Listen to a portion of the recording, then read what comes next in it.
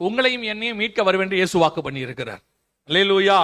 அப்ப நாம ஏன் இதை பார்க்கிறோம்னா, அவங்களுக்கு இது அவங்களுக்கான காரியமா இருந்தாலும் அதுல ஒரு அடையாளம் நமக்கு இருக்கு. சோ நம் கண்களுக்கு முன்பாக அந்த யுத்தம் ஸ்டார்ட் ஆயிடுச்சு. இந்த யுத்தம் முடியும் போது இதை ரிமூவ் பண்ணிடுவாங்க. இந்த யுத்தம் பெரிய யுத்தமாய் மாறும். இன்னும் சொல்ல போனா இந்த யுத்தத்துல தான் இந்த வழிபாடுதல ரிமூவ் ஆனதை நீங்க பார்த்துட்டீங்கன்னா, ஏதோ ஒன்று அவங்க செஞ்சதை நீங்க பார்த்துட்டீங்கன்னா, நம்மை பொறுத்த வரைக்கும் சபை காலத்தை பொறுத்த வரைக்கும் மூட்டை முடிச்ச கட்டலான்னு அர்த்தம். அதோட எப்ப வேணாலும் இயேசு வருவார். அதுக்கப்புறம் இயேசுவினுடைய வருகை எப்ப வேணாலும் சம்பவிக்கும், காலம் செல்லாது.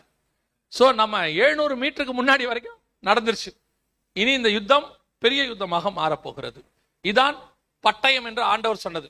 இந்த யுத்தத்துல பெரும்பான்மையான உயிர் சேதம் இருக்கும்னு பைபிள் சொல்லுது. பூமியில் உள்ளவர்களில் 1/4 பங்கில் உள்ளவர்களை கொலை செய்யும்படியான அதிகாரம். அப்ப 1/4 பங்கு ஜனங்க, இன்னைக்கு ஒரு 800 கோடி பேர் இருக்காங்கன்னு வச்சுக்கோங்க. 1/4 பங்கு ஜனங்கன்னா பாத்துக்கோங்களேன்,